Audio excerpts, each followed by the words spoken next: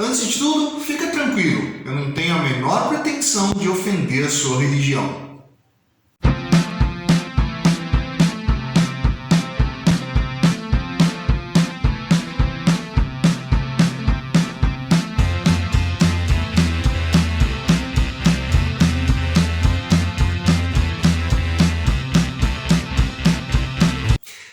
Na videoaula de hoje, vamos fazer uma abordagem curiosa. A gente vai falar sobre a Paixão de Cristo, esse evento religioso que marca a Páscoa cristã, mas a gente vai fazer uma abordagem historiográfica desse evento.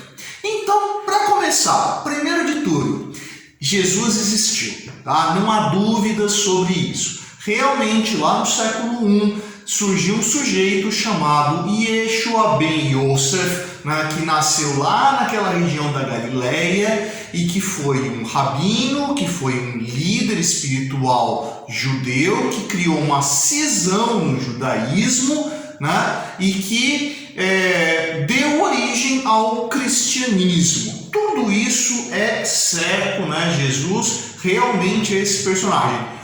Todo o resto, se Jesus fez milagres, se Jesus ressuscitou, essas são questões religiosas que eu não vou abordar aqui justamente para evitar ofender qualquer tipo de pessoa. Afinal de contas, sei que aqui no canal tem tanto gente religiosa quanto gente ateia, então a pretensão não é passar por isso. A pretensão é que a gente observe esse momento histórico aqui e tente entender, pela perspectiva da história, o que foi esse evento da Paixão de Cristo.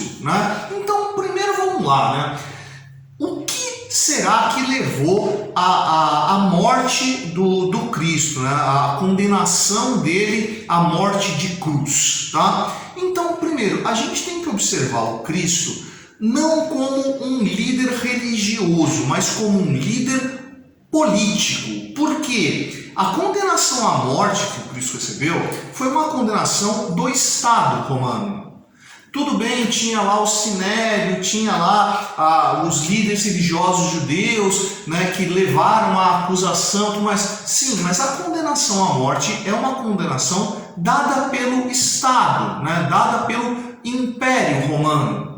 Só quem poderia promover uma pena de morte seria o Império Romano. Então, para que o Jesus tivesse recebido uma condenação desse tipo, ele tinha que ser considerado pelo Império Romano como um criminoso, não simplesmente como uma liderança religiosa. Essa ideia da questão religiosa vai envolver as lideranças judaicas e o problema que ele vai ter lá com essas lideranças, que vai levar à acusação e tudo mais.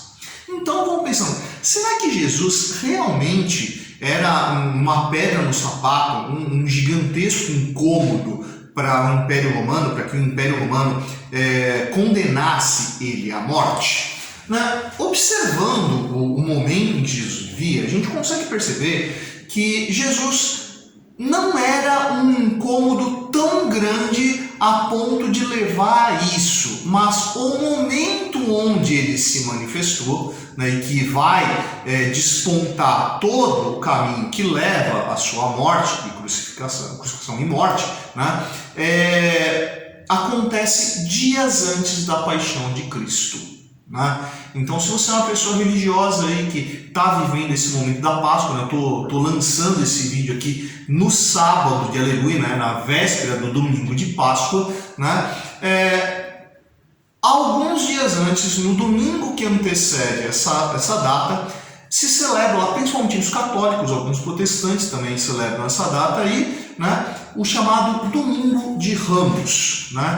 E o Domingo de Ramos é um evento bastante peculiar quando você observa a história do Cristo. Porque o Cristo ele liderava um grupo dissidente de diversos grupos dissidentes. É uma coisa importante para a gente saber. Jesus não era o único reformista do judaísmo no seu momento. Nem era o mais importante. Assim, existia um outro líder religioso lá chamado Simão o Mago, ou Simão o Sábio, que era uma figura muito mais marcante que Jesus na sua época. também um reformador do judaísmo. Né? Não que Jesus não fosse muito importante, sim, ele era, né? Mas ele liderava um grupo chamado de nazarenos, justamente pela origem em Nazaré. Como a maior parte dos membros vinham da região de Nazaré, eles eram chamados de os nazarenos. Né? Então, Jesus, que liderava esse grupo dos nazarenos, dias antes da sua condenação, ele entrou em Jerusalém. Né? E se você é uma pessoa religiosa, você lê ali a Bíblia, ou é simplesmente uma pessoa curiosa sobre esse evento, né, e você já leu esses trechos dos evangelhos, né, porque são 4 canônicos mais os apócrifos, né, você vai perceber que Jesus não tinha como prática comum se manifestar em grandes centros. Né? Jesus geralmente fazia suas pregações, né, fazia suas aparições em locais mais afastados, né, em locais campesinos, em pequenos núcleos urbanos, né, não numa grande cidade como Jerusalém. Né? E Jesus, né, vai para Jerusalém porque nesse momento estava começando as celebrações da Páscoa judaica, o Peshá, né? E a Páscoa judaica tem um significado diferente da Páscoa cristã. A Páscoa cristã está ligada à base dessa religião, que é a celebração da ressurreição do Cristo. Bom, o Cristo não tinha nem morrido, obviamente, ele não estava indo lá celebrar a própria ressurreição. Né? Então, o que Jesus estava indo fazer em Jerusalém? Ele estava indo celebrar a Páscoa judaica. Vê, mesmo ele sendo um dissidente do judaísmo, né, ele ainda é um judeu. Né? Então, esse Jesus, esse líder religioso, vai a Jerusalém, que era o grande centro da cultura judaica, e quando ele vai a Jerusalém, ele já era um cara reconhecido. E ao entrar em Jerusalém, os seguidores, né, e aqueles que já tinham ouvido falar desse líder foram ver a entrada dele. Então, é óbvio que quando você vai observar os evangelhos, tudo aquilo marca como uma grande festa, que a cidade parou, né, para ver Jesus entrando. Lógico que tem um exagero aí. Né? Lógico que os evangelhos eles foram escritos bastante tempo depois da morte do Cristo, né? Ali entre 20 e 50 anos depois da morte do Cristo, então ali 1 ou 2 gerações depois da morte do Cristo, né? Então, nessa descrição existe uma romanceada, né? Se dá um upgrade para a situação, mas dá para perceber que a entrada do Cristo em Jerusalém, que marca lá o domínio de Roma, não passou desapercebido. Né? Tanto que isso vai levar o Império Romano a se incomodar. Né? Ainda mais quando a gente vai lá e observa a mensagem do Cristo.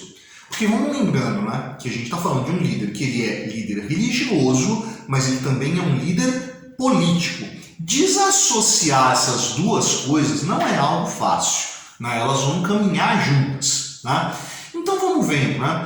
O que aparecia de político dentro da mensagem do Cristo. Né? O Cristo pregava lá o surgimento de um novo reino, o reino de Deus. Né? Tá certo que se você pegar ali nos evangelhos e observar em várias passagens, ele fala assim, não, o meu reino não é desse mundo, o meu reino é de outro mundo, né? Eu não estou aqui para derrubar o Império Romano, nem nada disso, né? Eu estou aqui para pregar um mundo pós-morte, né? Depois que nós vamos para o reino de Deus. Né? Mas diante do momento onde Jesus viveu, né, com os judeus dentro do Império Romano, essa ideia de um novo reino, obviamente, instigava ali as massas revoltosas com o Império Romano. Ainda mais que a lógica de como seria o funcionamento desse novo reino, o reino de Deus, era extremamente atraente. Né? Ainda mais para o momento onde Jesus entra em Jerusalém. Ele está na aproximação da Páscoa. E o que é a Páscoa judaica? É a celebração da saída dos judeus do Egito em caminho a Canaã, a terra prometida, né? Um novo reino. Então vamos sair da escravidão do Egito para ir para o reino que Deus prometeu para nós, a terra prometida de Canaã. Sempre que se aproximava da Páscoa, os ânimos dos judeus ficavam um pouco exaltados, porque eles percebiam que, cara, estamos ainda, né, sob domínio de um outro povo. Os romanos dominaram a gente, assim como os egípcios também dominaram. Então, na hora que aparece esse líder que fala de um novo reino, de um novo mundo, vai atrair uma série de pessoas, inclusive pessoas que não eram seguidoras. Por isso que o Domingo de Ramos é tão marcante, né? Porque quando chega essa liderança, Jerusalém entra em ebulição, né? Tanto os seguidores quanto os não seguidores vão tentar descobrir quem que é essa persona do Jesus, o Cristo, né? E o que é esse reino? Vamos lá. O que era esse reino? Esse reino se fundamentava em 4 pilares, 4 ideias fundamentais, né? Primeiro, a ideia de que o reino de Deus é um reino justo, né? Então, o primeiro pilar, o pilar da justiça, né? Bom, os judeus olhavam para si, né, dominados por um povo pagão. Lembra que judeu é um povo de uma religião monoteísta. Se só tem um Deus, só tem um caminho certo. Qualquer outro caminho é um caminho errado, né? É um caminho que leva ao mal, portanto, à injustiça, né? Então, eles serem dominados por um povo pagão era um sinal de injustiça. Então, o reino de Deus, primeiro, é um reino justo. Segundo pilar, o reino de Deus é um reino de paz, que entra em conflito com a ideia de Roma, né? O Império Romano era um império altamente belicista, né? Era um império em constante expansão e que constantemente precisava ali de novos soldados, novas pessoas para compor ali as centúrias romanas e ir para a guerra. Inclusive pessoas que não eram romanas de nascimento, pessoas que eram dos povos dominados, que eram atraídos para essas centúrias para compor as forças de guerra romana. E chega Jesus com essa ideia de um reino de paz. Terceiro elemento, o reino de Deus é um reino de fartura. De novo, vamos linkando lá com a ideia da Páscoa judaica. A terra prometida na terra de onde brotava leite e mel, né? Uma terra de grande fartura, assim era o reino de Deus, né? Uma terra de grande fartura, uma terra, volta a ideia de injustiça, onde os bens não eram expropriados para enriquecer o Império Romano, onde as pessoas podiam gozar dos frutos da terra, né? Onde teria sempre uma mesa farta. Quarto pilar, o pilar da igualdade. Uma das coisas que incomodava a elite judaica na figura de Jesus era justamente a possibilidade que ele dava de que todo mundo poderia participar, né? Isso era algo bastante romano do Jesus, nessa ideia de uma religião aberta, né? Você não nasceu judeu, mas você crê nesse Deus que eu te apresento, vem, você está com a gente. Né? Inclusive, entre os seguidores de Jesus era muito comum você encontrar mulheres, né? Entre as figuras que você encontra lá, a própria mãe do Jesus, né? Maria, e também Maria Madalena, uma figura ali que está sempre, né, presente ali no círculo de Jesus. Né? Inclusive, se você pegar alguns evangelhos apócrifos, né? Como por exemplo o Evangelho de Pedro, ele dá um grande destaque de Maria Madalena como ali uma apóstola muito próxima, né? Uma discípula muito próxima de Jesus, né? Então, entre essas lideranças encontravam inclusive mulheres, então, né, gentios, mulheres, pessoas que destoavam da regra clássica do funcionamento do judaísmo, né? Então, vê, Jesus, com essa sua proposta, era um cara altamente sedutor em diversas esferas. Porque ele se apresentava como um libertador, né? Como alguém que traria paz igualdade, fartura, justiça, né? Então vê, essa figura que entra num grande centro, num momento bastante tenso,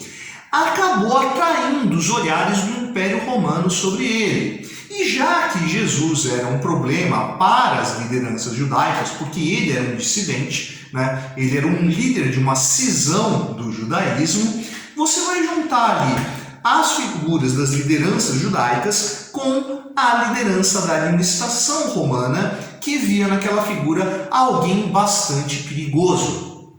Percebe que toda essa tensão que gera a presença de Jesus em Jerusalém vai levar a um julgamento extremamente apressado. Imagina qual que seria o impacto de fazer um judeu ser crucificado no domingo de Páscoa, né? O cara ser crucificado no dia em que os judeus estão lá lembrando da saída dos judeus do Egito e a ida até a Terra Prometida. Cara, não poderia esperar tanto, né? Então, se acontecesse justamente nesse momento, isso poderia gerar um conflito muito grande, né?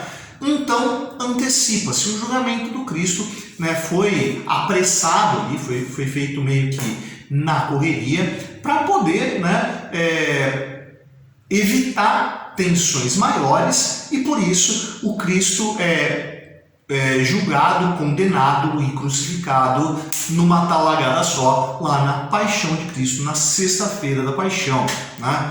Inclusive, a morte do Cristo é bastante representativa, porque o Cristo foi crucificado, né? Os romanos tinham alguns modelos de morte para condenados, né, que era muito representativa. E vamos destacar 3 aqui. A crucificação, a luta na arena, não com outros gladiadores, mas a luta com feras nas arenas, que obviamente levava à morte, e a incineração, queimar vivo. Percebe que nessas 3 situações não sobra corpo. Se você queima o corpo, o que vai sobrar dele para se cultuar no enterro? Quando se lança a figura, as feras, né, as feras vão devorar, né? Então não vai sobrar nada ali para que seja enterrado e seja ali um símbolo de culto que vá se buscar, né, esse túmulo, né, para se rezar em torno dele. E a crucificação? Na crucificação era uma morte lenta e dolorosa, né? Então, quando você prendia o cara na cruz, o cara morria de anóxia, né? O cara morria de asfixia. Porque quando se prega o sujeito na cruz, se estende o diafragma. Na hora que estender o diafragma, para poder respirar, fica muito complicado. Então, constantemente o crucificado deveria se apoiar nos pregos e levantar para poder liberar o diafragma e respirar. Ou seja, o cara não ia poder dormir. Se ele dormisse, ele ia acabar sufocando e morrendo depois da exaustão. Fora a dor que sentia ali, as câimbras que causavam o posicionamento naquele tipo de situação, né? Então, ali, em alguns dias, o cara morreria, né? O Cristo possivelmente não morreu de asfixia, né? Quando você pega aí o trecho que fala que Jesus foi furado do lado e saiu água e sangue, então quer dizer que você teve um descolamento da parte líquida da parte sólida, né? Então vazou plasma e a parte sólida do sangue do lado do Cristo, né? O que indica que possivelmente ele teve um ataque cardíaco gerado pela dor que ele estava sentindo naquela morte cruel, né? Quando o sujeito era crucificado, né, vinham aves de rapina, né, corvos, falcões, né, e iam comendo a pessoa ainda viva na cruz. Depois de morto, depois de alguns dias, 3, 4 dias, o corpo já começava a se decompor e o corpo caía, né, em pedaços do chão, que vinham cães e outros animais e devoravam aquilo que sobrou. Então não sobraria nada. Aí aparece algo extremamente curioso, né? Porque na descrição bíblica, né, fala que o corpo de Jesus foi retirado e foi enterrado num túmulo atribuído a José de Arimateia. Possivelmente uma intervenção aí, né, uma falsidade embutida dentro da narrativa, para poder dar lógica à estrutura narrativa da ressurreição do Cristo. Se você acreditasse lá que o Cristo continuou na cruz e não sobrou o corpo dele, como é que ele iria ressuscitar? Ele ia sair do estômago daqueles animais que comeram ele, ou na cruz, ou caindo da cruz? Não faria o menor sentido. Então, possivelmente, essa ideia de que o corpo foi retirado e colocado num túmulo é um anexo, colocado a posteriori. Tem como afirmar que isso é falso? Não tem. É possível que realmente o corpo tenha sido retirado? Se foi retirado, não foi com permissão do Império Romano. Se foi retirado, esse corpo foi roubado em algum momento quando os guardas romanos não estivessem por lá. Via de regra, o corpo ficaria ali. Se você enterrasse o corpo, você estaria rompendo com o princípio básico da execução com esse tipo de morte, seja crucifixão, seja queimar a pessoa numa pira, seja entregar as feras. Então, essa história de José de Arimateia é bastante suspeita e possivelmente ela é falseada. Então, vamos lá.